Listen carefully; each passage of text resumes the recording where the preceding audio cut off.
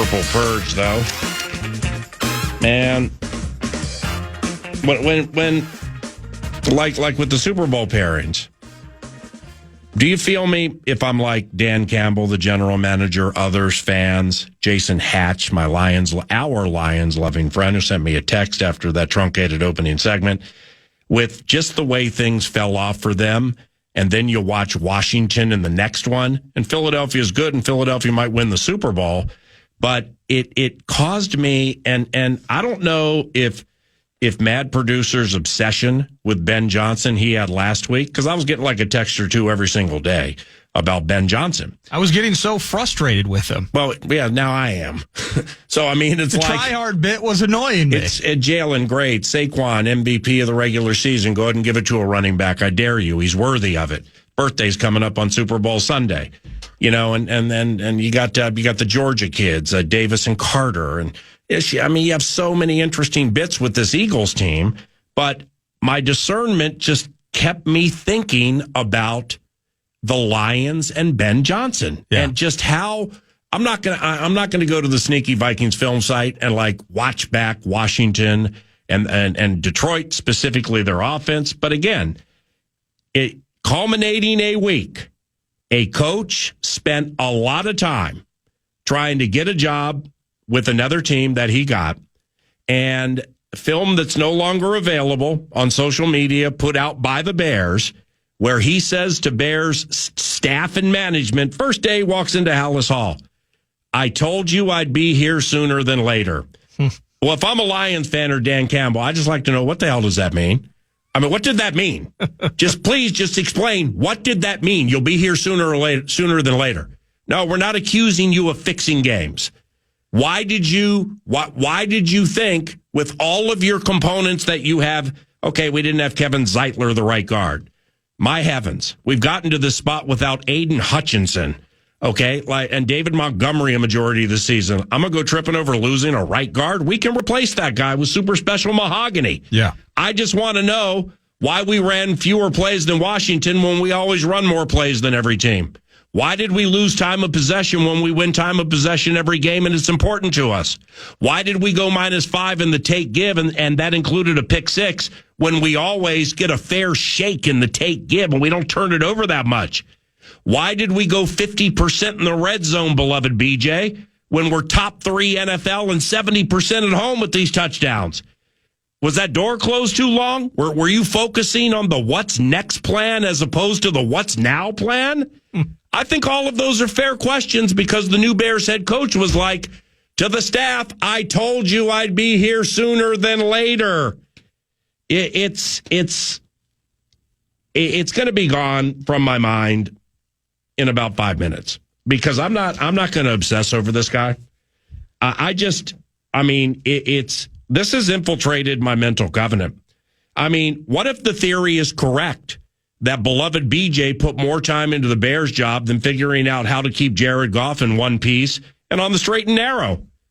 I mean, it's folly, right? It's foolhardy. It's ridiculous to think somebody would put more time into something that would benefit them. I always love that one. As opposed to everybody else? I always love that one. Oh, that doesn't happen a lot in this day and age, does it? No, it's always happened a lot. It's human nature.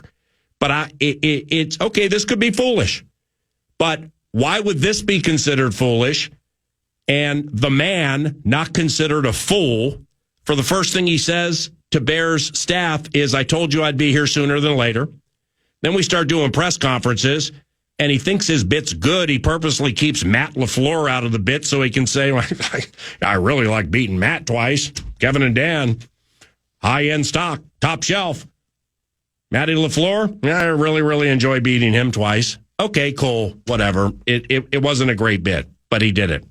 And then his next bit, it's like I said, it's what I'm saying here should not be considered foolhardy because of how the individual has presented himself post that L at Ford Field to the Commanders. And then, just to become everybody's friend, of course he says, well, these Bears, my new team, I always looked at them as a sleeping giant. I think coming into the season, paraphrasing, I thought they were the ones to beat in the division.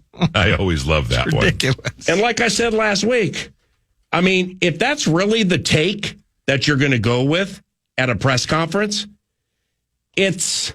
I'm stupid, you're smart. I'd be concerned if I'm a Bears fan that he looked at a Bears defense so illogically that he actually thought that, okay, Montez Sweat, sleeping giant, love you. What if he's being honest? What if he's being honest? What if he really looked at it and handicapped it that way and was like, these guys here? Jerk ass! That's the team to beat in the division, not the Justin Jefferson team or not the Jordan Love team. It's these guys. Oh, by the way, I'm going to be their head coach in about 10 months, you know? Well, I think, personally, I chalk it up, all jokes aside, I chalk it up to him being really uncomfortable in the mic. And he thought, as he was preparing for this, that ultimately he's going to stand there and he's going to pop in his first and it was awful. With that said, the Lions put 500 yards of offense on the Commanders. This is where I'm going to deviate a bit, PA. Is in the end, it was 3 picks from Goff. It was the sack fumble. We got Jamison Williams in the spot. Very deceptive. And very deceptive, right? And Jahmyr Gibbs was as good as it freaking gets. Yeah. Like, so was Amon-Ra. I know, and that's why this is so intriguing. That's why it requires so much more thought, even as we move forward. He put more time into the Bears game than he did the Commanders game. I mean, it's certainly possible. Right. But see, it's possible. It is possible, yeah. but in the end, I'm putting it on Goff. I'm putting it on the turnovers in the same way that you put those turnovers. Okay. I mean, just the ridiculousness of the fumbles. I mean, how about Eckler yesterday for the Commanders? It was awful. But what if Johnson was asked to fix protections for Goff, and he was like, "What do you mean?" Oh, come on! I mean, well, it's okay. 500 yards. Hang on, Mr. Warren. I got to do some coaching real quick. Why does Ben have a cell phone on the sideline? That's weird. That's never been the case. I get it. I understand, and I watched the game. And yes, Jahmyr Gibbs is almost incapable of not having big numbers. Well, and coaches are not immune, maybe, to handling personal business on game days. That's that wouldn't be world-breakingly new if that was to happen. Right. I ain't going to argue with that. And Jahmyr can do his own thing regardless. Jahmyr's good. Jahmyr's high end. Ain't no doubt about it. So Ben Johnson threw that game. I'm telling you that just like Kevin Love's box scores when he was here, okay, you box score for show, you postseason for dough. And those box scores would be voluminous. Yeah. All up and down the big points and the big rebounds and a couple of assists here, maybe a block shot, field goal percentage about 65. What'd it get you?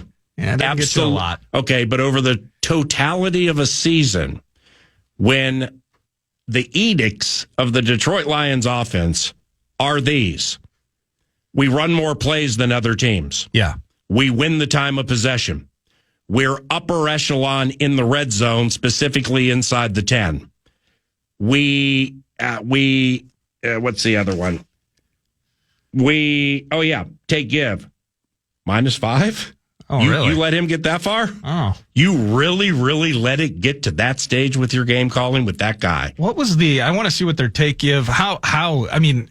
Feels like a plus 14. Other than that, it was a 5 turnover game against the Houston Texans earlier in the year. Goff threw 5 picks in that game. They found a way to win. They didn't find a way to win this one. Why? Because somebody was casting their gaze toward what's next in their lot in life and not the kid he's covenant. Okay, well, it's the only reason I bring this up. The Lions were +9 during the regular season. The only reason I bring this up. Yeah. Is because of the first thing he said at Hallis Hall. So it could be lunacy. I told you sooner or later I'd be here. It could be I'm trying too hard with this. I think it just doesn't make any sense. It's a nonsensical statement. Mm-hmm. Well, no, he told them that he would be there sooner than later. No, I know. And that's what I'm saying. Until I get clarity on what he meant, then it is fair to wonder how much mind work was put into that Commanders game. Hey, I'm at home. I got David back. I got Jahmyr. I got Amon-Ra. I got Jamison. He's going to throw a pass. Well, that was great. I'm getting a couple of defensive guys back. Hey, I'm just saying that until I know what I said I'd be here sooner than later. Yeah. Okay, later is after the Super Bowl. Well, yeah. Well, what did he know that nobody else knew? I don't. Seriously, you could have had the NFC title game at home. Look, you're still going to lose, of course you're going to lose. He probably would have quit before the game so he can get to Hallis all early. He didn't even want to be there. Distraction is the ultimate equalizer, man. And if this high-ender's mind was on, I told you last week, I spent time purposely the last week and a half talking about CDT, closed-door terrorism. Yeah. When those doors are closed. It's a real thing. And I do offensive know that. line coach Hank Fraley trying to get, I got a replacement guard here. Deron Payne, Jonathan Allen. What's the skipper scheme? We got him covered. Ben, you forgot to talk about Cleveland Farrell and the Illinois rookie. Ben, are you even in there? Shh, hold on. Yeah, Hank, just give me a second. Okay, a second turns out to be 4 hours. Yeah, can you put Virginia McCaskey on the phone real quick? Just wanted to say hi before we go. I got several people are outside, and I got to handle some business. Wow. What's the Chicago area code? 312? If they use, maybe? If Ben Johnson was foolish enough to use a company-issued cell phone during all of this, not chicanery, because he has a right to become a head coach, and they obviously trusted him to handle his business up to a pretty important game. You know, the one that you gave up almost 50 and got bounced from the postseason, and your offense did about 5 things they never, ever, ever, ever do. And you had an extra week to prepare, by the way. But I had 500 yards. Oh, that was great. Cool. Nice hollow yardage. That's great. Why don't you fix the freaking protection for our quarterback so he doesn't get hit anymore? Okay, now 3-2. If he was foolish enough to use a company-issued cell phone with all of this McCaskey, Warren, Bear-related stuff, and they pull up his records, it's going to go 312, 312, 312, 312, 312, 312, 312, 312, 312. It's going to be 5 pages. And then day of last week's game, what if you see a 312 that took place at halftime of the divisional round loss to Washington? That could be where maybe he gets in touch with boss Kevin Warren. This ain't going the right way. I'll be there sooner than later. Gets there. Told you I'd be there sooner than later. Who knows? Oh, my goodness. Now, you have it, so I'm not liking the guy. You're right. You're right. I'm blaming you. You're right in the regard that we don't know. Now, I would say this. Mm-hmm. If I'm the Lions, I publicize that. When he turns in the company phone and, where's your stapler? Yeah. And they're doing kind of an inventory of possessions. Yep. If they do look through the phone. Yep. And I imagine they will. Yeah. And they saw a 312 outgoing call around that time of the game. Yeah. You'd put that, I would publicize 825 Central. What in the hell is this? I don't particularly care for how he handled himself on the microphone and everything. And suddenly he's a Cubs fan. Well, I'm a Lions fan. Suddenly you're taking the whole family to Wrigley every summer. All right, 3-2. No, this is FIBA, Fairness and Beloved BJ Act. I want him to produce evidence, not about this closed door terrorism thing. Mm-hmm. I need to see family photos over the last decade at Wrigley to prove he's actually a Cubs fan. They're there. Okay. FIBA, Fairness and Beloved Ben Act. I saw him. You did? Multiple times the last 3 days. That's fine. 5 years ago, so at Wrigley Field, on the field, first pitch stuff like that as a Lions coach. Okay, so the Cubs stuff is true. But when it comes to let's just put it this way. He's gonna, and maybe he wants it this way. He's gonna get the best shot from everybody. Oh yeah. On the schedule because he's cocky and he got $15 million as a first-time starter. I don't know what Kevin O'Connell got. If it's $1 over $15 million, God bless you. If it's not over 15, 9 to noon is calling out to every head coach in this division that the new head coach of the Chicago Bears is quite cocky, may have subterfuged a team season, may have looked the other way at the fan base that he subsequently was screwing by paying more attention to the Bears' job than the Lions' divisional round game. And he makes more money than all of you. Yeah. In fact, there was a time that he probably made more money than all of you combined with what he just got. Yeah. just keep that in mind, is that he comes into every game like you should be honored and privileged to even have his Bears on your schedule. You should be happy that they put it there twice, Kevin. Dan, you should be happy that you even get an opportunity to play us, man. Likewise for you, Maddie, because all I do is beat you. And, oh, by the way, I've never been a head coach in the National Football League, and that first deal I signed, it's double what you make right now. How about that, though? It's not double what you first got. It's double what you make right now. That's going to end up costing Ryan Poles his job. Maybe he doesn't care. Maybe this beloved BJ does not care. Now, in fairness, it was 31-21 at half, and Zach Ertz gets a TD with less than 2 minutes left. Maybe he did call the Bears, but he said, I'm doing everything I can here, guys. Yeah. Aaron Glenn is screwing this whole thing up for us. Yeah. I get it. They don't have Aiden Hutchinson. I get it. I forget was it Amik Robertson goes down with an injury. Mm-hmm. And frankly, the kid, and we love him, we can't get the Terrion Arnold cat to guard anybody without drawing a penalty. Yep. So I'm doing everything that I can. Look at Jameer. Look at this. Right. And I can't do anything because Aaron Glenn is screwing me over. Can you get me a flight to Chicago? Well, maybe that happened. The offensive coordinator, especially one who's about to get $15 million a year reportedly on average, the offensive coordinator's responsibility when you're in that situation, and the one good DB cornerback you have from Louisiana Tech, the kid Amik Robertson, he goes down third play of the game. Well, it is your responsibility now to do what you always do. Run more plays than the other team, win the time of possession, at least push the take-give, the turnover battle. Yeah. And if and or when we get inside the 20, because we're top 3 in the NFL, don't go 50%. Why? Because our defense has been through a lot this year. I've seen what Aaron and that staff have had to do to just keep us in games, and now we lost another one. So I got you, Aaron. I got you, man. I'm going to win time of possession. I'm going to run more plays than Washington. I'm going to be outstanding as usual in the red zone. And whatever and we'll do a better job with this take give. Well, I got your back, man. I got your back. 5 turnovers. I mean, yeah, The texter made a good point, though. The agent probably gave him a phone to use. No doubt. So there's no evidence of halftime phone conversations. Ben Johnson, from what we know now and how he's handling his business, well, he absolutely would be the type that would have a burner. It's Ben's burner.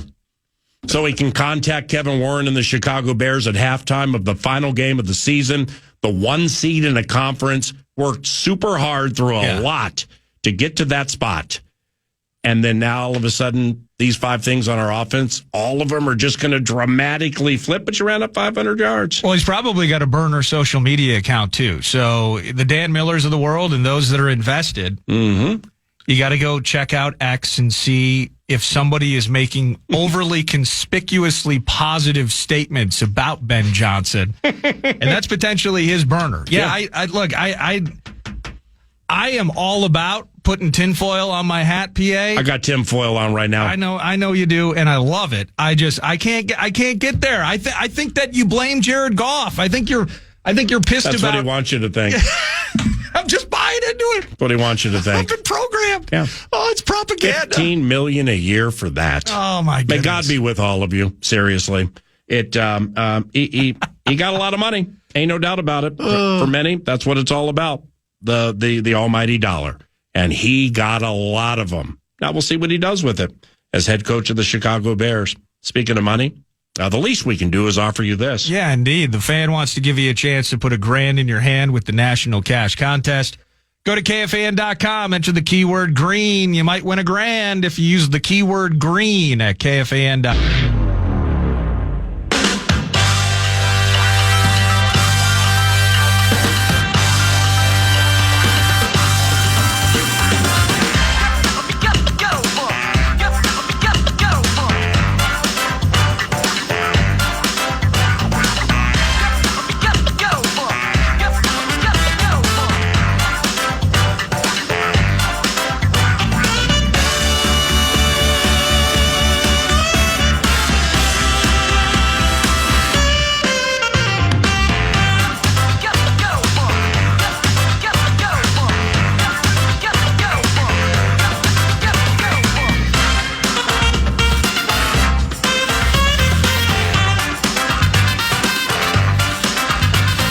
righty now. So the Vikes. Vikes Bites is that was on the set list. You put it together. This 2.5 pages of Purple Purge that I wrote over the weekend. I mean, there's plenty of time to save to share it. I don't want to get into it today because it requires a marathon, a long form marathon, at least to start it. But just as a little snippet, and we'll probably hit on it tomorrow. Yeah. And, really for the rest of our lives, that would be the off season. The question is, what type of purple purge is coming our way this off season?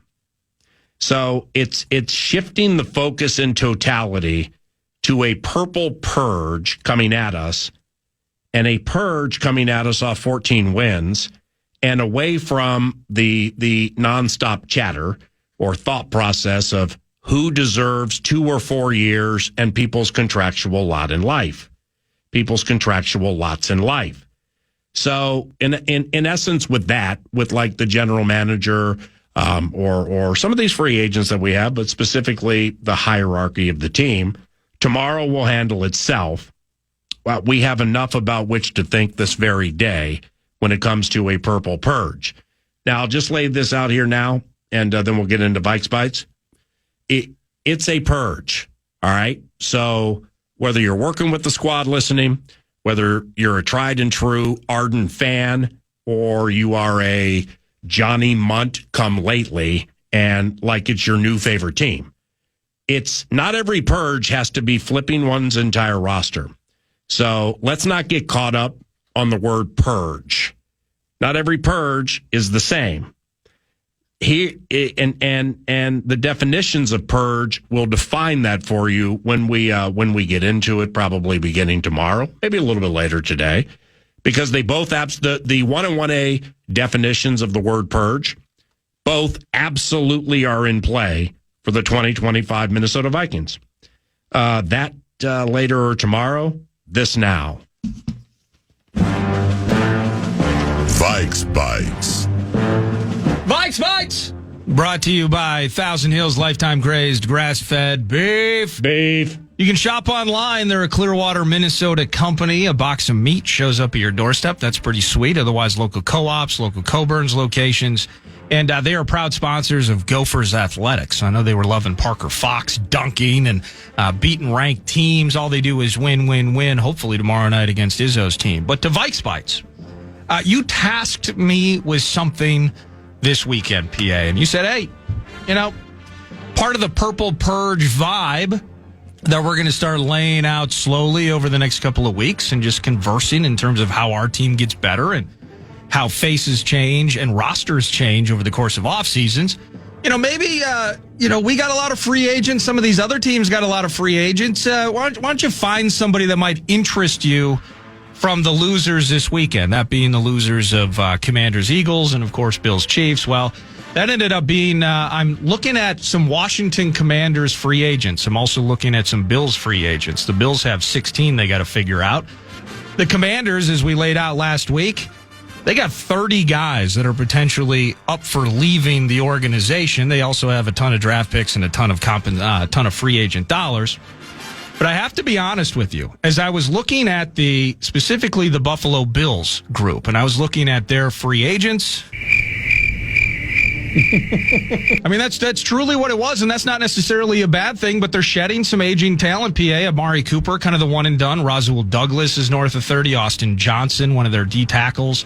Mac Hollins. I mean, I'm naming a bunch of 30-plus guys right now, and not a ton of money. Jordan Phillips is nearly 33 years old. Reed Ferguson, their long snapper. We're pretty set there with All-Pro DePaula. Quentin Jefferson on the interior. So a lot of aging talent, a couple of backup offensive linemen along the way. Maybe that'll be the answer in the long term. But then I look at the Commanders, and I'm thinking, man, Bobby Wagner looked a little bit old. He kind of showed his age in that game yesterday. Yeah, I agree. I mean, holy cats. And Old people got tired, and, they were working up against the best in Saquon, but still. Well, Marcus Mariota, hey, KJ Osborne, maybe he can come back. Probably not. Clelin Ferrell, you've mentioned him a couple of times. Dante Fowler, the edge-rushing gun for hire as it seems. Zach Ertz, nearly 35. I like our tight end situation. There are a number of names. Noah Igbenogany, He's only 25 years old. That might be the answer. What about former Gopher Benjamin St. Just, who, as much as we root for the maroon and gold, in this case, the maroon and gold of the pro variety, he didn't have a great season. So we're moving on from him. Olamide Zaccheaus, if only to hear the Vox say Olamide Zaccheaus 30 times during the 2025 season. No, for me, in the end, it's a familiar face. And it's a guy that made hay in the 2020 COVID year, Friends and Family edition at U.S. Bank Stadium, no fans, and he was doing stuff like this. Third down, Trey Boston, the single high safety, about 20 yards, maybe 18 from the line of scrimmage, empty backfield. Cousins hit and sacked and thrown down, and the ball bounced out, and the Carolina Panthers have their first defensive touchdown of the season. It's that outstanding rookie Jeremy Chin who got into the end zone, and Carolina's taken a 13-10 lead. Well, that was an awful moment in a game ultimately in which I believe, because Matt Rule was so dedicated to losing games, he found a way to allow the Vikings back into that one. But it wasn't before Jeremy Chin provided, well, about half the points the Panthers scored that day. The Panthers are +3 in the take-give this season. Vikings -5. Handoff Dalvin. Goes right up the middle from the 25. He's hit at the 26. Falls outside. Ball was ripped away. And Chin is in the end zone again. Dalvin's slow to get up. And Jeremy Chin is celebrating with his second touchdown of the game. This rookie, of course he is, has run Carolina to a 20-10 lead. Forget that. Pete's right. Dalvin Cook got smacked, and he's on his knees. Wasn't there in that game, like Teddy Bridgewater, maybe some pass plays when they should have run out the clock, and then there may have been a muff punt and potentially even a game-winning touchdown? Something like that. I'm not sure. But in the end, Jeremy Chin, he is a Southern Illinois second-rounder from the 2020 draft. You heard those highlights. We thought a monster was born, PA, but not so much. Really never became a big-timer for a bad Panthers team, basically a sack a season. But they move him all over. He makes plays, but just from a splash meter for a team that ultimately is drafting at the top of the draft on a yearly basis, he didn't necessarily stand out. Now, he made all the dances this year for the Commanders. He had one interception in the regular season, picked off Goff in that Lions playoff game, which is secretly Ben Johnson's plan and was actually Ben Johnson planned. Ben Johnson, Gophers head coach or Bears braggadocious head coach? Bears braggadocious head coach. Oh, rumor has it he told everybody at Hallis Hall, wait till I get my hands on Mac Hollins. He's going to be better than Alshon Jeffrey. I always love that one. Jeremy Chin is versatile. I like his ability to move around as a hybrid, the way that we talked about him. Yeah. He can thump like a linebacker, but he can cover like a safety. Plays like Metellus. He does. And if they can't bring Cam Bynum back, which actually, now that it is obvious, I mean, I don't want to say it's obvious, but it's very much appearing that Brian Flores will be remaining the Vikings defensive coordinator. I think that's interesting how that might change conversations about Cam Bynum. Maybe it changes conversations about certain Hall of Fame safeties that will or will not be retiring this offseason. We shall see. But if, let's say, Cam Bynum's not in the mix, I think that you can get a guy probably at a cheaper dollar than Cam Bynum would require. And he's a guy that can definitely fit with Brian Flores as that hybrid. Thump as a linebacker, cover as a safety. Had a couple of sacks this last season. I think he's a useful player that is still 26, 27-ish.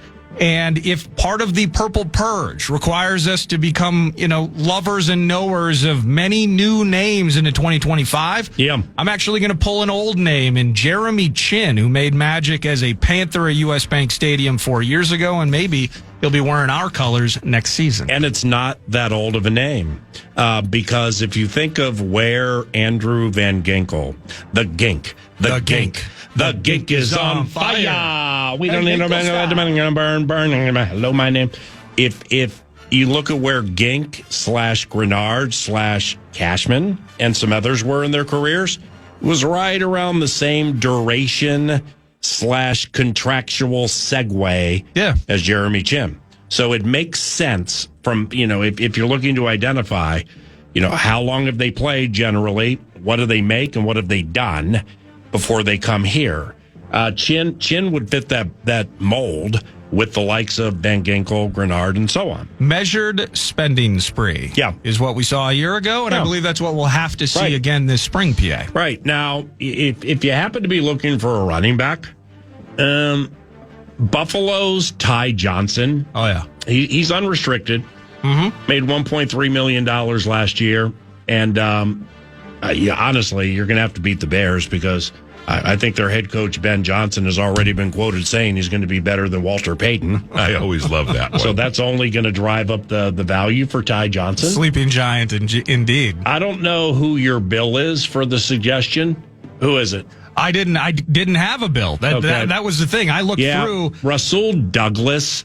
I really like how he played this year.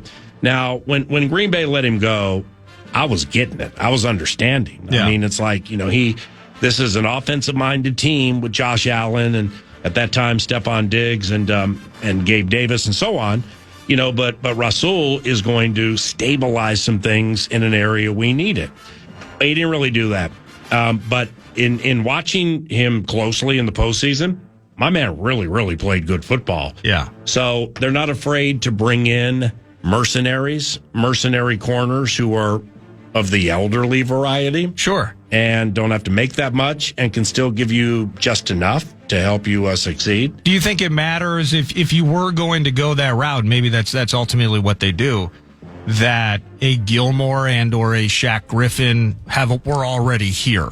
So kind of do you make that connection at all where it's like that matters as part of the conversation? Well, partially because... But maybe they could get more out of a Douglas, and no offense to Stephon, defensive player of the year, had a great career, but maybe they're like, okay, this was a one-time role where we're going to have to absolutely go somewhere else. Yeah, that very well could be true, unless they fall in love with DeMar Hamlin. I mean, DeMar hasn't made $1 million in his career. Guarantee $160,000, made $910 last year. Yeah, DeMar didn't do himself favors last night. I agree, but if you believe Ben Johnson, coach of the Bears, and what he told everybody at Hallis Hall, he was like, we saw him on the field at Cincinnati, and now he's the next Adrian Amos, Eddie Jackson. He's coming here, and this time it's his career that will be resurrected.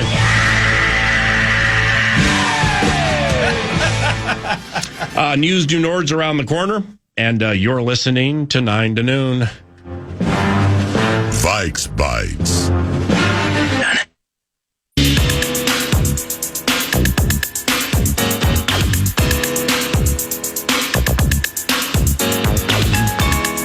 What up, News du Nord, brought to you by The Casino at Canterbury Park, CanterburyPark.com. Feeling the felt all year long. It's poker, blackjack, and table games.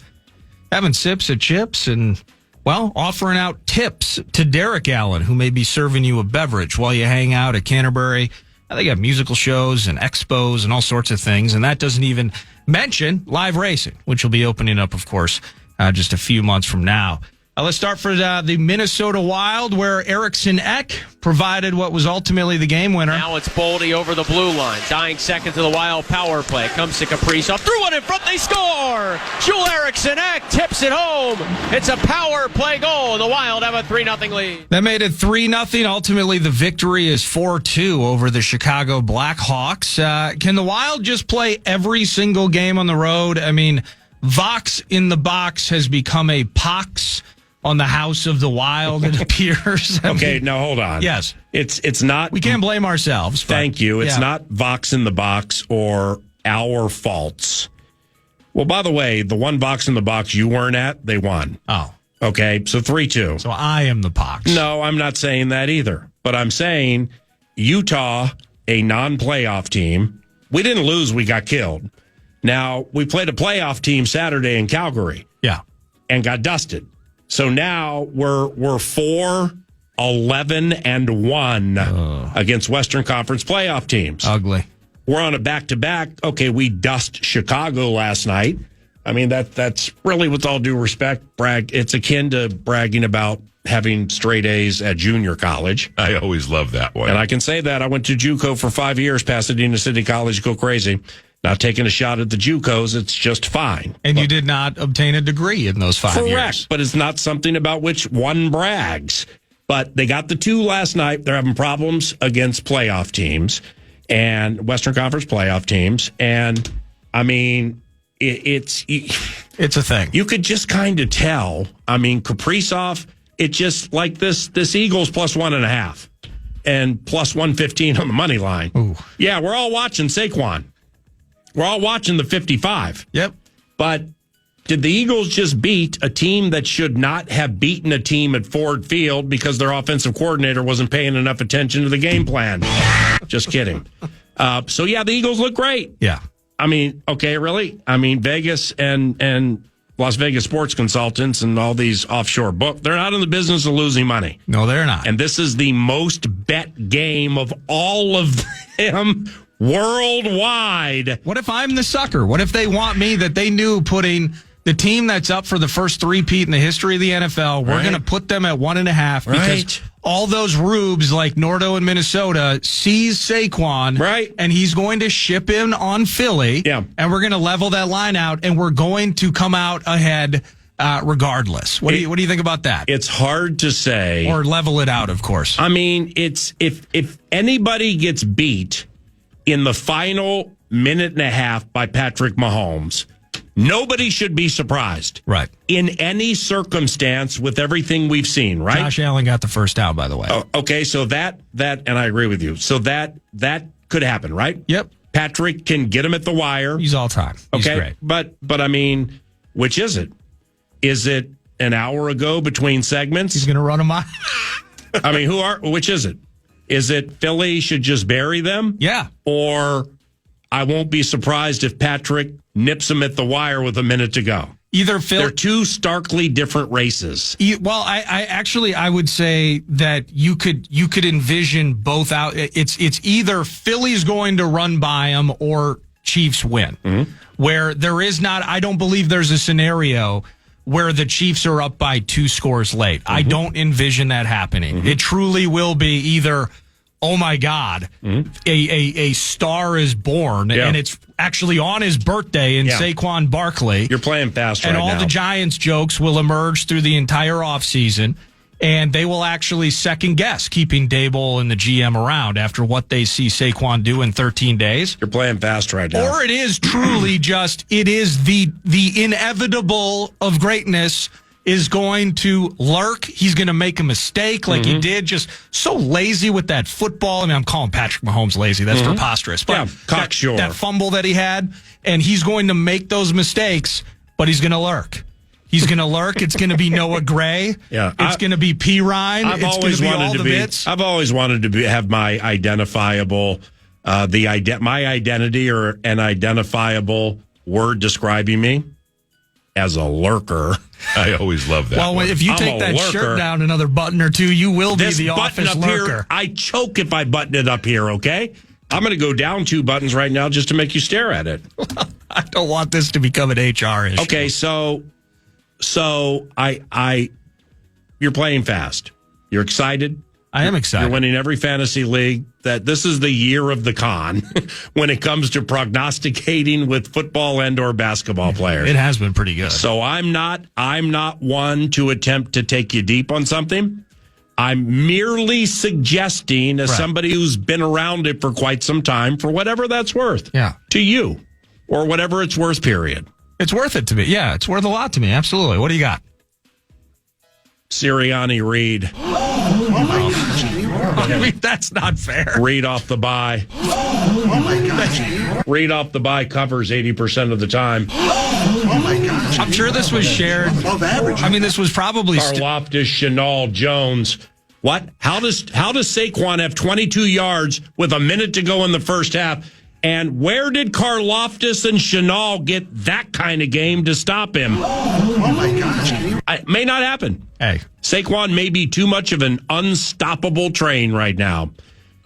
But I sense that you're willing to hit that 35W South pavement very early in the equation. I'm right. Right now I am. That's the right way to do it. Right now I am. I'm just saying, think that thing out. Take a deep breath. Deeply before you quadruple whatever normal wager you make. Okay? I understand. I'm very bullish on that. Yeah. Thankfully. I mean, I saw this, and this was probably the same case 2 years ago, because this is a rematch. A lot of people are bored with it. I get it. Who am I going to root for? The evil empire, right? Like, how can you not love Patrick Mahomes? Yeah. I can understand, like, Travis Kelce might be overexposed. There's a lot of pop culture intertwining taking place with the Chiefs. Yeah. I love Andy Reid. I love Patrick Mahomes. Their defense has some really cool names on it and great players. Like, I like that. But with the Chiefs, it's pulp culture. A little bit, yeah. Because them winning is pulp fiction. And I know the Eagles, it's F. Millie, it's eating horse poop on Broad I don't Street, care who the wins whole the thing. game. I don't care either. It's the Super Bowl. I'm going to watch it. I'm going to love it right now. Yep. It's Saquon running all over those guys. Can't see how they stop him. I don't understand how they can. I can't. And Jalen has an extra bit of time to get his wounds right. Man, he looked pretty damn right yesterday. I agree. 7 rushing touchdowns in that game. Andy Reid, 90% straight up winner off a bye, 80% cover, and this is considered a bye. I always love that one. And it should be. No, it's going to be terrific, because I think the Eagles, who are 6 weeks removed from wanting to murder each other in the locker room, are full go right now. And then it is indeed the Chiefs. Mm-hmm. Did you see this? And it was probably the same case 2 years ago. Andy Reid is the winningest coach in both these franchises' history. Oh, geez, the Eagles. That's right. Absolutely. Now that again, that was probably the case 2 years ago. He didn't win a Super Bowl with the Eagles. He did not. No. What was it? 2004? Yeah, it's the one they went to. Yeah, as quarterback. It's always very comfortable. 2.5 minutes to go in a game. You're trying to beat Tom Brady, Captain Cool, Bill Belichick, and the New England Patriots. Biggest drive of everybody's lives. Hey, what's the quarterback doing? Well, Donovan's a little wound up right now. Donovan McNabb is throwing up in the huddle. I always love that one. Bro, my quarterback's throwing up in the huddle in the biggest professional moment of his life. Hey, how about this? After what we saw at the very end of Donovan McNabb's career here and the bounce passes and everything in 2011, for Andy Reid to get out of him what he got, that's nothing short of remarkable. You had T.O. playing on a broken leg, went for like 9 and $130 in that game. Mm-hmm. Yeah, Andy Reid's the all-time coach, has to be considered among the best. I'm just saying, think it out a little bit. All right. Jake Elliott, 1 of 8 from 50 and beyond. Oh, can you give the listen? And I know you're not going to do this, but what happened? Give him a little double sniff for the Zane Gonzalez longest field goal in that game prognostication on Friday. Next, when you were told it was not plausible. Next, to the Minnesota. No. If we're going to go down this road, let's go down this road. Okay, I don't remember what your other one. 2-point conversion, plus 260, Washington, Philadelphia. Chiefs will win by 4-6. 2-1, but at least they were both plus money. Well, I mean, that game last night, frankly, you should have been off because the Bills should have. I mean, it's just they're so close and so far away. Again, that's why you can't call even if Saquon runs through them. You can't say it's going to be any sort of lopsided affair. Mm-hmm. They're going to be right there. It's the Super Bowl. All right, I'm not driving down to Diamond Joe today. I'm going to wait a week. I'm going to wait a week, collect myself. All right, let's see how the thing turns. All right, 3-2. What else you have?